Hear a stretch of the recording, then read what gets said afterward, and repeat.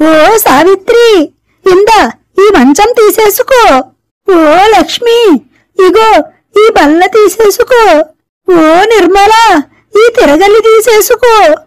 అదేంటమ్మా ఇంట్లో సామానంతా పంచేస్తున్నావు? నా కొడుకు చనిపోయాక నాకంటూ ఎవ్వరూ లేరు. అందుకే కాశీకి పోయి ఈ శేష జీవితాన్ని అక్కడే గడిపేస్తాను. సరేనమ్మా, ఎల్లొత్తాను. ఈ పాత బీరువా ఎప్పుడూ ముట్టుకోలేదు. దీనిలో ఏమున్నాయో చూస్తాను. ఏదో పెట్టె ఉంది. ఏముందబ్బా దీంట్లో? ఏదో చీటీ ఉంది. పెరటిలో చింత చెట్టు దగ్గర తవ్వి చూడు. 4 తరాలు తిన్నా తరగని సంపద అక్కడ ఉంది.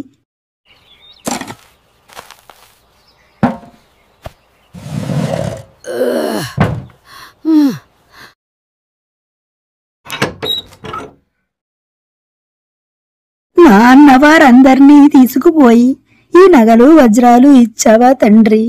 ఇవన్నీ ఈ వయసులో నాకెందుకు? రండి మాస్టారు, రండి, కూర్చోండి. ఏం కావాలి మాస్టారు? రాఘవా, కొంత శాకాహార భోజనం పట్టుకురా నాయనా. మాస్టారు, మా హోటల్లో భోజనం చేయకండి.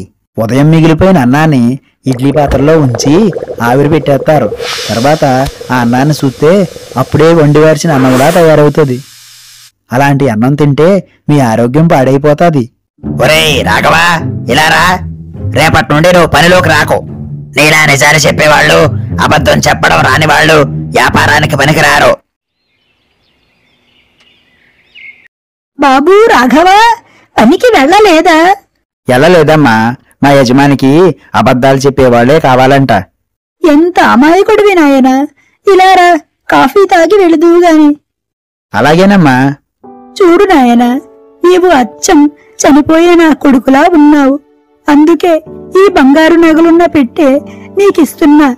ఇవి నీ దగ్గర ఉన్నట్టు ఎవ్వరికీ చెప్పొద్దు.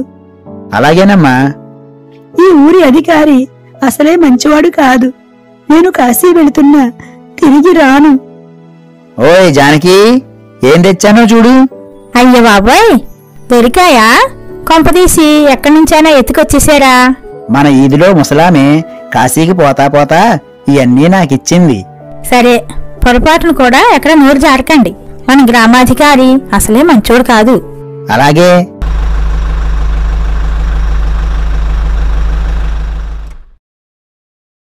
ఏందిరో రాఘవా, ఎప్పుడూ లేనిది మీ ఇంటి నుండి చేపల కూర వాసన వస్తుంది. అదీగాక వ్యాన్ నుండా సరుకులు దిగాయి. ఏముందన్నా, నేను అలా వెళ్తుంటే ఒక ముసలామే ఒక పెట్టితో బంగారం తెచ్చి ఇచ్చింది. ఈ విషయం ఎవరికీ చెప్పకో. తెలుసున్నవాడివి, నమ్మకమైనవాడివి కాబట్టి చెప్పాను. ఏంటి ఎప్పుడూ లేని ఇద్దరు గుసగుసలాడుకుంటున్నారు? నాకు చెప్పండి. అది ఆడొక బంగారం పెట్టే. ఆడవాళ్ళ నోట్లో ఏ విషయమో దాగదంటారు. జాగ్రత్త, ఎవరికీ చెప్పకు. ఎలా కనబడుతున్నా నీ కళ్ళకి? నేనేమన్నా వసపెట్టనా లేక మాటలు పుట్టనా? చచ్చినా ఒక అక్షరం కూడా నోటు దాటి బయటకెళ్దు. ఏమనుకున్నావు? ఆ రాఘవ గారికి ఏదో బంగారం దొరికిందట. ఆడి పనేదో చూద్దాం, తీసుకురండి. మా ఆయన లేడు, నేనొస్తా, పద. చూడమ్మా, ఈ ఊరంతా గ్రామాధికారిది, అంటే నాది. ఈ భూమిలో ఎక్కడ ఏది దొరికినా నాకే చెందుతుంది. నీ మొగనికి బంగారు నగల నినపెట్టి దొరికిందని ఊరంతా సందు లేకుండా చెప్పుకుంటున్నారు.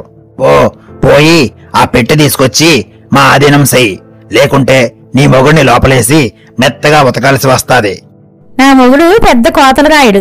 నోరు తెరిస్తే అన్ని అబద్ధాలే తప్ప నిజాలు అస్సలు రావు. మొన్న ఏమైందనుకున్నారు?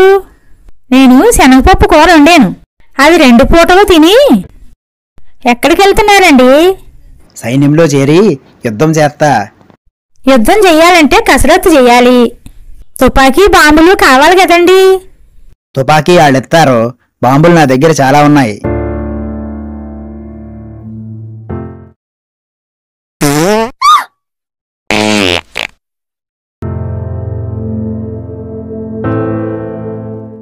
నీకీ దగ్గర బాంబులు ఉన్నాయని నాకీ తెలిసింది.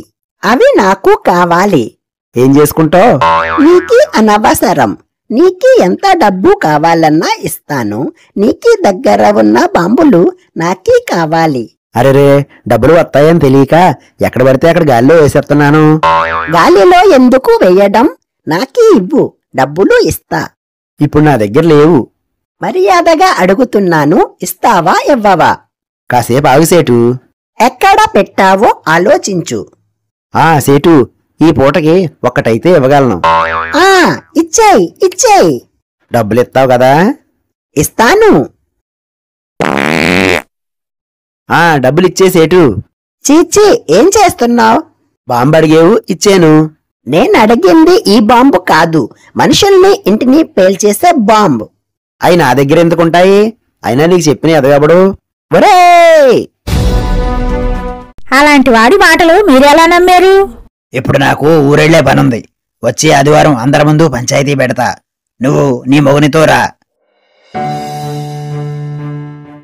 ఏవండి, ఎక్కడికి వెళ్ళాడీనా? ఐడియా. 20 కేజీలు లడ్డు ఇవ్వండి.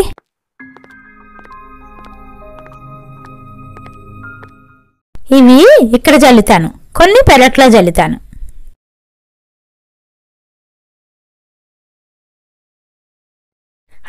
మా ఆయన వస్తున్నాడు. ఇప్పుడు ఈ లడ్డూలన్నీ ఏరతా. ఇదేందే, ఎన్ని లడ్డూలున్నాయి? ఇందాక మన వీధంతా లడ్డూలు వాన కురిసిందండి.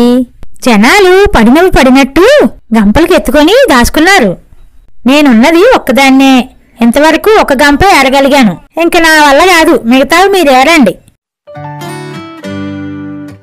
లడ్డూలు లడ్డూలు యారండో యారండే. ఫుల్లుగా తిన్నాను, నిద్ర వచ్చేస్తుంది. ఏమండి, పక్క రాజ్యం నుండి కొంతమంది సైనికులు మన గ్రామంపైకి దండెత్తి వచ్చారంట. ముఖానికి పెద్ద పెద్ద ఇనప ముక్కలు తగిలించుకొని కనబడిన వారిని పొడిచి పొడిచి చంపుతున్నారంట. వాళ్ళు వెళ్ళిపోయేదాకా ఎక్కడైనా దాక్కుందాం. మీరు ఆ గంగాళంలో దాక్కోండి. నేను పిలిచే వరకు రాకండి. నేను అటకమే దాక్కుంటాను.